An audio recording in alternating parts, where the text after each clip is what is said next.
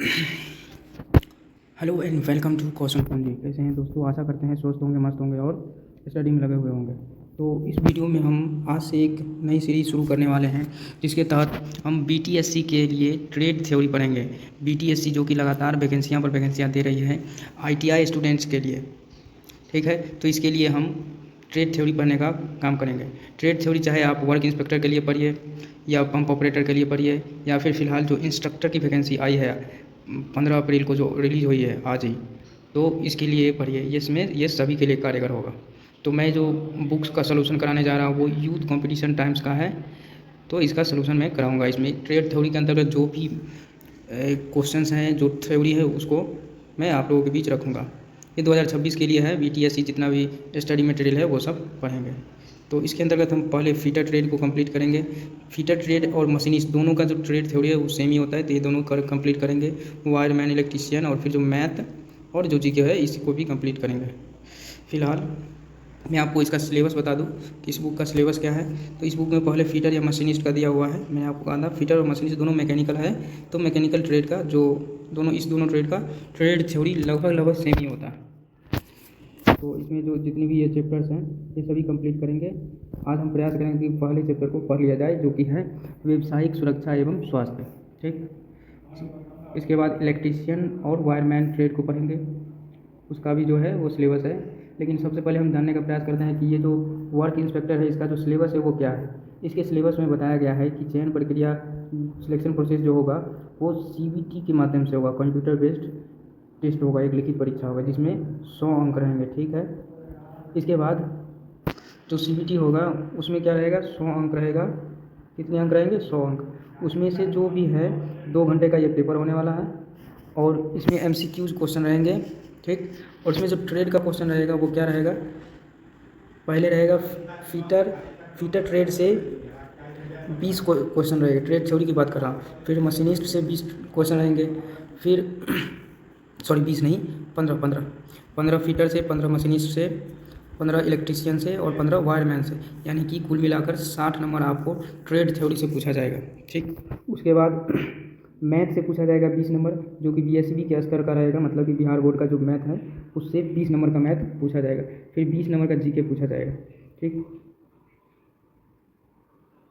और परीक्षा के अंदर जो नेगेटिव मार्किंग की बात है तो नेगेटिव मार्किंग 0.25 रहेगा, यानी 1/4 नेगेटिव मार्किंग है। यानी कि आप अगर 4 सही बनाते हैं और 1 गलती कर देते हैं तो आपका नंबर 0 हो जाएगा। ठीक है, चलिए हम प्रयास करते हैं कि आज इस वीडियो में फर्स्ट चैप्टर को कंप्लीट करें, जो कि है व्यावसायिक सुरक्षा एवं स्वास्थ्य। दोस्तों, अगर आपने इस चैनल को अभी तक सब्सक्राइब नहीं किया है तो प्लीज़ सब्सक्राइब कर लीजिए। आपका ये सपोर्ट हमें आगे वीडियो बनाने में मोटिवेट करेगा। देखिए, this is our first chapter which is occupational safety and health. मतलब कि जो व्यावसायिक इंडस्ट्रियल एरिया में जो सुरक्षा और स्वास्थ्य से संबंधित चीज़ों पर ध्यान दी जाती है, वो उनमें क्या क्या ध्यान दिया जाता है वो है। तो चलिए शुरू करते हैं। पहला है कि एक्सीडेंट कहते किसको हैं। What is accident? तो एक्सीडेंट है वो जो अनियंत्रित हो और दुखद परिणाम देने वाला घटना। इसमें लिखा हुआ है कि अनियंत्रित व दुखद परिणाम वाली अनजाने में हुई घटना को क्या कहते हैं? दुर्घटना कहते हैं। मतलब कि एक्सीडेंट अनकंट्रोल हो सकता है और उसका जो रिजल्ट होगा वो क्या होगा, बहुत ही दुखदायी होगा, तो उसको क्या कहेंगे? दुर्घटना कहेंगे। अब इन दुर्घटनाओं का कारण क्या क्या हो सकता है? इन दुर्घटनाओं का कारण क्या बताया जा रहा है कि औद्योगिक दुर्घटनाओं के कारण, कॉजेज ऑफ इंडस्ट्रियल एक्सीडेंट्स। पहला यह है कि असावधानी। इसके कारण कुछ निम्नलिखित तरीके से बताए गए हैं, तो हम एक एक करके पढ़ते हैं कि असावधानी जो है वो अगर नहीं सावधान नहीं रहेंगे, असावधानी बरत जाएगी, यानी कि ध्यान नहीं रहेगा, सतर्क होकर काम नहीं करेंगे, तो इसमें दुर्घटना का कारण बन सकता है। इसमें लिखा हुआ है कारखानों में होने वाली अधिकतर दुर्घटनाएं इसी कारण से होती है, जो केयरलेसनेस होती है उसके कारण। उसके बाद है लॉस ऑफ इंटरेस्ट, यानी कि आपका काम में मन ही नहीं लग रहा, जिसके वजह से भी कार्यस्थल पर क्या हो सकता है? दुर्घटना हो सकता है। आप इसको भी पढ़ सकते हैं। कभी कभी कारीगर कार्य में रुचि खो बैठता है, रुचि न होने के कारण उसमें दुर्घटना होने की संभावना बढ़ जाती है। जैसे कि पारिवारिक समस्या हो गया, फैक्ट्री में पैसा न मिलना या अपूर्ण मिलना, यानी कि कम पैसा मिलना या मिलना ही नहीं। फिर किसी गलती के कारण आपका सुपरवाइज़र आपको डांट देता है, तो ये भी अरुचि पैदा कर देती है। उसके बाद है कि जल्दबाजी करते हैं, जल्दबाजी भी नहीं करना चाहिए इंडस्ट्रियल फील्ड में, ठीक है। आप इसका पूरा डिटेल रीज़न भी पढ़ सकते हैं। इसके बाद है अज्ञानता, इग्नोरेंस। अगर आप किसी काम को बिना जानकारी के, किसी मशीनरी को बिना जानकारी के अगर छेड़छाड़ कर रहे हैं तो इससे भी दुर्घटनाएँ हो सकती है। इंडस्ट्रियल एरिया में बताया जाता है कि जब तक आपको किसी मशीनरी के बारे में ट्रेनिंग ना दिया जाए, जानकारी ना दिया जाए, तब तक उसका छूना भी नहीं है, ठीक। नेक्स्ट है उत्सुकता, क्यूरियोसिटी। कुछ जानकारी अधिक प्राप्त करने के चक्कर में आप क्या करते हैं, कारखाना में कार्य को अंकुश लगाना होता है। ज़्यादातर उत्सुकता में भी दुर्घटना का शिकार हो सकते हैं। और सुरक्षित हस्तौजार यानी कि अनसेफ अगर हैंड टूल का प्रयोग करेंगे तो इसमें भी दुर्घटना का होना तो स्वाभाविक है।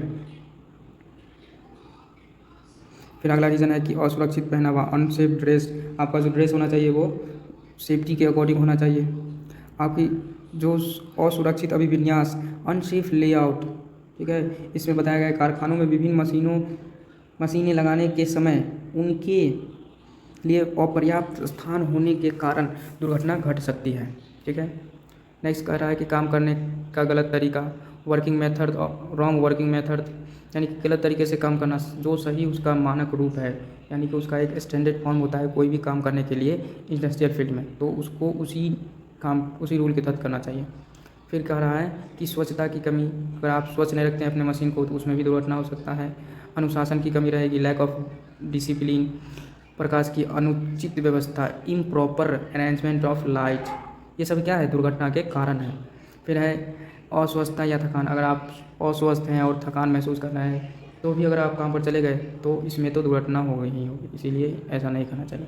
टॉक्सिकेशन, ये बहुत महत्वपूर्ण रीज़न है। टॉक्सिकेशन, इसी से अधिकतर घटनाएँ होती हैं, ठीक है। टॉक्सिकेशन मतलब कि नशे की आदत, नशे करके कार्यस्थल पर हमें नहीं जाना चाहिए। तो ये थे दुर्घटना क्या होते हैं और दुर्घटना के कारण। चलिए नेक्स्ट देख लेते हैं। ये कह रहा है कि अगर मान लीजिए अब दुर्घटना हो गई तो उसमें हम क्या कर सकते हैं, प्राथमिक उपचार दे सकते हैं, फर्स्ट एड किट दे सकते हैं। अब प्राथमिक उपचार किसको कहते हैं, अचानक दुर्घटना या बीमारी के अवसर पर डॉक्टर के पहुंचने या अस्पताल ले जाने से पहले, यानी कि अगर कोई दुर्घटना घट गई तो डॉक्टर के आने या अस्पताल जाने से पहले कुछ जो बेसिक ट्रीटमेंट होती है, अर्थात जो बेसिक उपचार होता है उसको क्या कहते हैं, प्राथमिक उपचार कहते हैं। प्राथमिक चिकित्सा यानी कि फर्स्ट एड मेडिसिन जो भी देते हैं वो बोलते हैं। तो फर्स्ट एड में एक बॉक्स होता है, इंडस्ट्रियल फील्ड में रखा रहता है हर जगह, तो उसमें क्या क्या रखना अनिवार्य होता है उसकी कुछ लिस्ट में दी गई है। इसके लिस्ट में क्या दिया गया है कि एक्रीफ्लेविया मार्क्यूक्रोम, दूसरा है स्प्रिट अमोनिया, तीसरा है टिटॉल, टिंचर आयोडीन, बर्नॉल, सूंघने का नमक, दवाई युक्त पॉलिस्टर, रुई गाज या जाली वाला कपड़ा, ठीक, कैंची, चाकू, सेफ्टी पिन, तिकोनी व गोल पट्टी, दवा मिलाने का ग्लास, बांस की तिल्लियाँ, पोटेशियम परमैंगनेट, ड्राफ्टर, स्ट्रेचर, ये सभी क्या है, फर्स्ट एड किट का बेसिक आवश्यक मटेरियल्स है, यानी कि फर्स्ट एड बॉक्स मटेरियल्स, ठीक। चलिए नेक्स्ट देखते हैं। प्राथमिक चिकित्सा बॉक्स पर लाल रंग में क्या लिखा रहता है, लाल रंग में प्लस का चिन्ह बना रहता है, ठीक है, ये सब ध्यान रखिएगा। नेक्स्ट कहता है कुछ महत्वपूर्ण सुरक्षा नारे, यानी कि सम इम्पॉर्टेंट सेफ्टी स्लोगन्स। इन दुर्घटनाओं को आप मतलब कि दुर्घटना से बचने के लिए इंडस्ट्री में आप देखते होंगे कि इस तरह के नारे लिखी रहती हैं, जैसे कि 1-2 हम पढ़ते हैं, सावधानी हटी दुर्घटना घटी, ये तो आप सड़कों पर भी देखते होंगे। ये कहता है काम करते समय न करो बात, नहीं तो दुर्घटना से होगी मुलाकात, यानी कि काम करते समय बात नहीं करना है, नहीं तो आपकी मुलाकात किससे हो जाएगी, दुर्घटना से। फिर एक है जीवन के है 3 दुश्मन, लापरवाही, नशा और प्रदूषण। सही बात है भाई। तो इस तरह से 6-7 क्या दिए हुए हैं दुर्घटना से बचने के लिए नारे। फिर कह रहा है कि बेसिक लाइफ सपोर्ट, यानी कि ऐसे व्यक्ति जिन्हें प्राथमिक उपचार दिए जाते हैं उनके लिए वह चिकित्सा बेसिक लाइफ सपोर्ट कहलाता है। यानी कि बेसिक लाइफ सपोर्ट 3 क्रियाएं हैं, अंग्रेजी के ABC। अब मान लीजिए कोई व्यक्ति अचानक एक्सीडेंट से क्या हो गया, ग्रसित हो गया, एक्सीडेंट हो गया उसके साथ। अब जिसके ऊपर बेसिक चीज़ें मतलब कि प्राथमिक उपचार किया जा रहा है, जिसको फर्स्ट एड दिया जा रहा है, वो क्या कहलाएगा, बेसिक लाइफ सपोर्ट, यानी कि वो स्पॉट है, स्पॉट पर उसका भी कुछ दुर्घटना हुआ तो क्या कर रहा है, उसके लिए क्या है बेसिक 3 तरह की क्या है क्रियाएँ हैं बेसिक लाइफ सपोर्ट। उसमें क्या आता है, ABC आता है। इसमें एक अर्थ क्या है कि A फॉर एयरवे, यानी कि हवा आने के लिए सुरक्षित जगह दीजिए, यानी कि वायुमार्ग। यह सुनिश्चित किया जाए कि जो व्यक्ति पीड़ित है उसके लिए वायुमार्ग, उसका जीव और उसका श्रांत या उसकी बारी वस्तु के कारण बंद ना हो, यानी कि उसे सांस लेने में किसी भी प्रकार की दिक्कत ना हो या हवा आने की समुचित व्यवस्था हो। फिर कह रहा है कि बी फॉर ब्रीथिंग, यानी कि वह व्यक्ति अच्छे से सांस ले पा रहा हो। ए फॉर एयर, यानी कि उसको एयर मिल रहा हो। दूसरा बी फॉर कि वह ब्रीथिंग कर रहा हो, यानी कि सांस ले रहा हो, उसका चेक करना। ठीक, अगर नहीं कर रहा है तो उसे क्या करना है, कृत्रिम श्वास देना है। फिर सी फोर क्या है, सर्कुलेशन, यानी कि इसके अंतर्गत यह सुनिश्चित किया जाता है कि पीड़ित व्यक्ति की नब्ज चल रही है अथवा नहीं। यदि नब्ज नहीं चल रही है तो कार्डियोपल्मोनरी रिससिटेशन, यानी कि CPR, जो कि नाक मुंह बंद करके इसे कलेजे पर 3 बार दबा कर देते हैं, वो क्या होता है, CPR। सर्कुलेशन हो रहा है या नहीं उसके नब्ज का, तो वो देते हैं। एक नोट दिया गया है कि यदि हमारे मस्तिष्क को 3 मिनट भी ऑक्सीजन न मिले तो वह निष्क्रिय हो जाता है, यानी कि 3 मिनट तक अगर हमारे मस्तिष्क में ऑक्सीजन नहीं जाएगी तो हम क्या हो जाएंगे, मृत हो जाएंगे। A for airway, B for breathing और C for circulation. First aid का क्या है, बेसिक। अब देखिए इसमें कुछ कृत्रिम श्वास की विधियाँ दी हुई है। कृत्रिम श्वास विधियाँ, आर्टिफिशियल रेस्पिरेशन प्रोसेस। इसमें जो सबसे महत्वपूर्ण विधि है वो क्या है, सेफर्स विधि, सेफर्स मेथड। जब पीड़ित व्यक्ति के पीठ या बैक पर छाले पड़े हो तब इस विधि का प्रयोग किया जाता है। सेफर्स विधि का प्रयोग कब किया जाता है, जब पीड़ित व्यक्ति का पीठ पर छाला पड़ गया हो। सिल्वेस्टर विधि भी बहुत महत्वपूर्ण है, जब सीने की ओर छाले पड़े हो तो क्या किया जाता है, इस विधि का प्रयोग किया जाता है। लेबोर्ड विधि, इसमें क्या किया जाता है कि पीड़ित व्यक्ति के मुंह में सीधा हवा भरकर श्वास क्रिया पूर्ण की जाती है, और यही विधि CPR में भी काम आता है। तो कृत्रिम श्वास यंत्र द्वारा देना, आर्टिफिशियल रेस्पिरेशन इंस्ट्रूमेंट। अगर मान लीजिए अस्पताल में पहुंच गया तो कृत्रिम श्वास तो दिया ही जाता है। फिर मानव शरीर पर विभिन्न वस्तुओं एक धाराओं के मान का प्रभाव, ये उतना इम्पोर्टेंट नहीं लग रहा है, फिर भी अगर आप पढ़ना चाहें तो पढ़ लीजिएगा कि 1 से 8 एम्पीयर तक क्या होता है, झटके की अनुभूति होती है, परंतु कष्टदायक नहीं होता है। 1 से 8 एम्पीयर तक के झटके को क्या कर सकता है, मनुष्य बर्दाश्त कर सकता है। ठीक, 8 से 15 एम्पीयर कष्टदायक लगता है, लेकिन स्नायु संबंधी नसों का नियंत्रित काम करके इसलिए सहन कर सकते हैं, यानी कि 8 से 15 एम्पीयर तक क्या कर सकते हैं, बर्दाश्त कर सकते हैं। ठीक, 15 से 20 को कष्टदायक झटका होता है और इसमें क्या होता है, नसें कायम नहीं रहती। ठीक, चलिए नेक्स्ट पेज, 5 करते हैं। नेक्स्ट, फायर क्या होता है, जो इंडस्ट्रियल फील्ड में अगर कहीं फायर आग लग जाए तो इसके लिए इसमें ट्रेड थ्योरी में फायर के बारे में पढ़ाया जाता है। तो आग क्या है, फायर। इस आग पहले जलती कैसे है इसके बारे में बताया जा रहा है कि यह कैसी क्रिया है, रासायनिक क्रिया है जो ज्वलनशील पदार्थ, यानी कि ज्वलनशील पदार्थ उष्मा और ऑक्सीजन के संपर्क में उत्पन्न होता है। आग कैसे उत्पन्न होता है, जब उसमें ऑक्सीजन मिल जाए, कोई उष्मा हीट हो और फ्यूल यानी कि जो ज्वलनशील पदार्थ हो, इन तीनों पदार्थ अगर एक जगह इकट्ठा हो जाए तो क्या हो जाएगी, आग उत्पन्न हो जाएगी, आग। ठीक, यानी कि ज्वलनशील पदार्थ उष्मा और ऑक्सीजन अगर ये मिल जाए तो क्या होगा, फ्यूल, फायर हो जाएगा।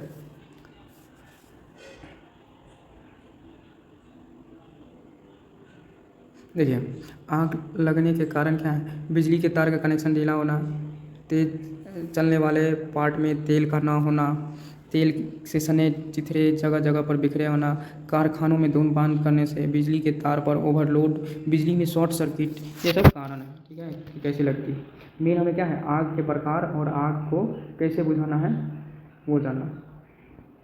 तो पहला क्या है, आग लगने के प्रकार, सीधा टाइप्स ऑफ फायर समझिए कि कार्बोनेशियम फायर जो रहेगा उसको क्या बोलते हैं, क्लास A फायर बोलते हैं। क्या बोलते हैं, क्लास A फायर। और इस क्लास A फायर में क्या क्या आता है, लकड़ी, कागज़, कपड़ा, जूट, इन सब से जली आग को क्या बोलेंगे, क्लास A फायर। ठीक, इसको बुझाने के लिए क्या करते हैं, इसको बुझाने के लिए सामान्यतः पानी, रेत और मिट्टी, पानी का प्रयोग किस में करते हैं, क्लास A फायर में। ठीक, नेक्स्ट देखिए क्लास B फायर, इसमें क्या आता है, तेलीय फायर आता है, यानी कि इसमें मिट्टी का तेल, डीजल, पेट्रोल ये सब जलेगा तो क्या कहेंगे, क्लास B फायर।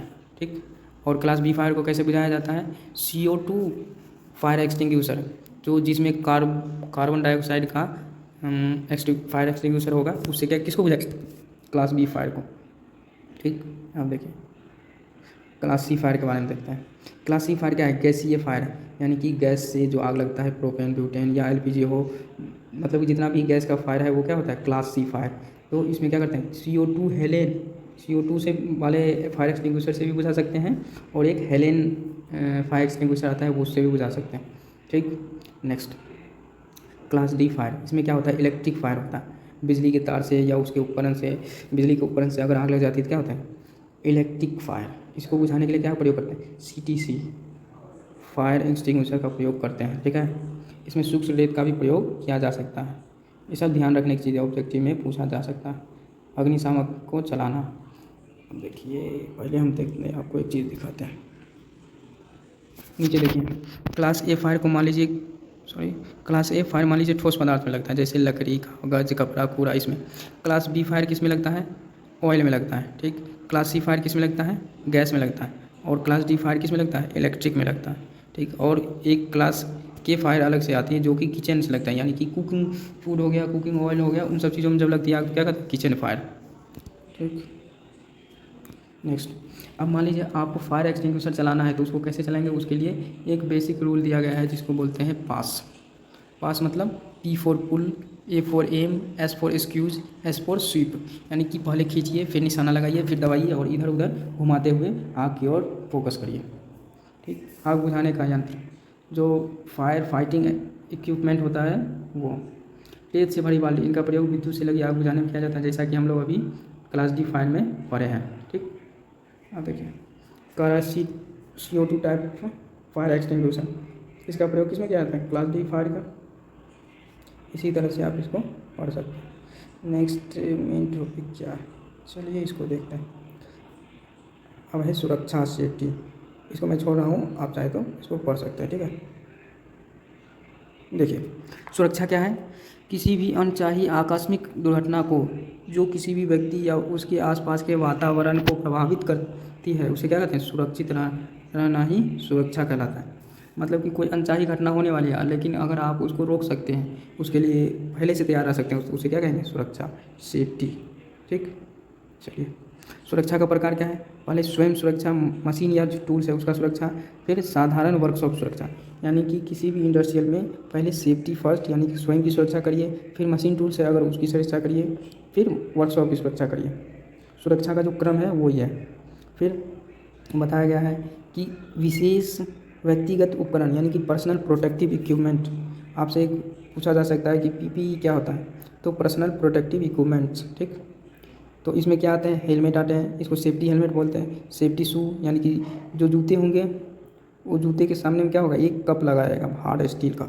ठीक, चूँकि कोई भी वस्तु गिरे तो उससे आपके पैर को बचाने का काम करेगा।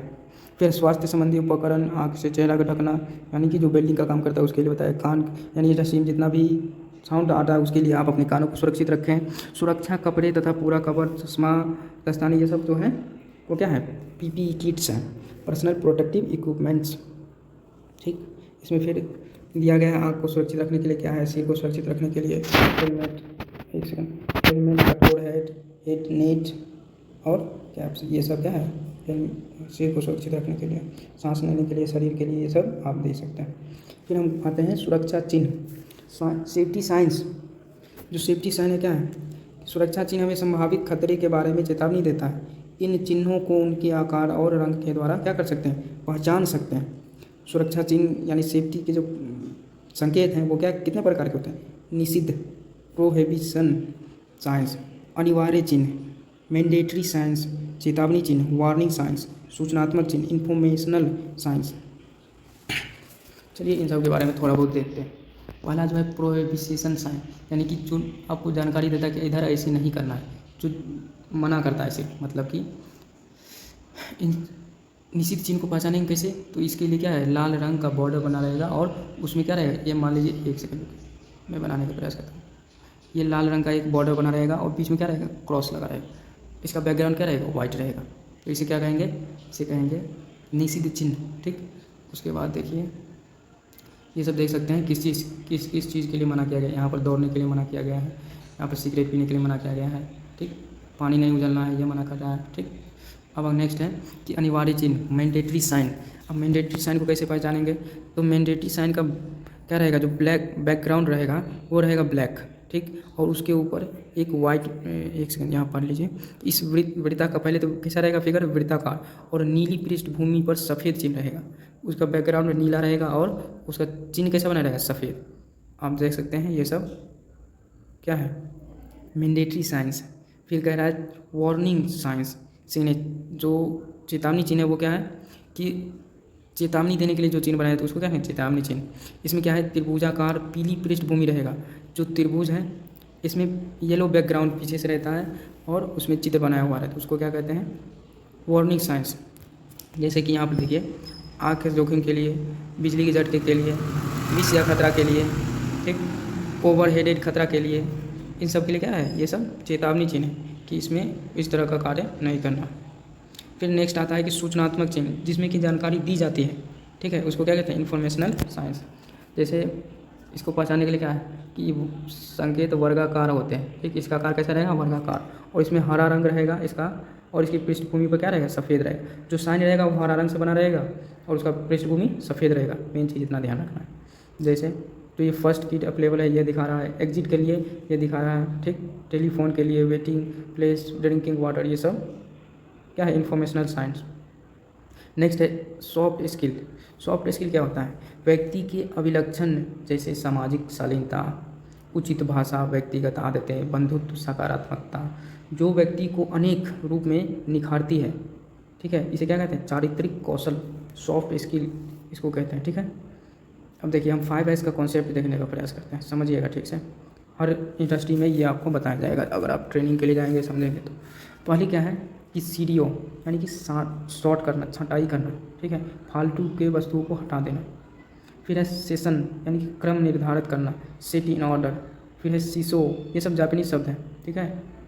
तो सीसो यानी कि चमकाना, शिक्षुके स्टैंडर्डाइज उसका मानकीकरण करना, ठीक। शिक्षुके यानी कि कायम रखना, सस्टेन करना, ठीक। अब देखिए कचरे के लिए कुछ कलर कोड्स दिया गया है, इसको ध्यान में रखना है कि कागज़ का कलर कोड क्या है ब्लू, प्लास्टिक के लिए पीला, धातु के लिए लाल, कांच के लिए हरा, खाद्य वस्तु के लिए काला और अन्य जो होगा वो उसके लिए स्काई ब्लू। तो ये सब कलर कोड है, ये महत्वपूर्ण है, इसको याद रखना है, ये सारे ऑब्जेक्टिव में पूछे जाते हैं। तो दोस्तों इसमें मैंने पूरा फर्स्ट चैप्टर जो था ऑक्यूपेशनल सेफ्टी एंड हेल्थ, इसके बारे में जो भी इंपॉर्टेंट थ्योरी थी मैंने इसको कंप्लीट कर दिया है। अब आप लोगों की जिम्मेवारी है कि इसको रिवाइज करें और इसका नोट्स बनाएं, और इसके ऊपर मैं आपको जो ऑब्जेक्टिव क्वेश्चंस होते हैं वो भी बताऊंगा, लेकिन हम पहले एक एक चैप्टर एक एक वीडियो में कंप्लीट करने का प्रयास करेंगे। तो आप लोग कमेंट करके बताइएगा कि वीडियो कैसा लगा, और अच्छा लगा है तो लाइक शेयर और सब्सक्राइब कर दीजिएगा ताकि मुझे भी सपोर्ट मिले और मैं आगे और भी कंटेंट बना सकूं। जब तक सपोर्ट आपका नहीं रहेगा तब तक हमें मोटिवेशन नहीं मिलेगा आगे कंटेंट बनाने का, ठीक है।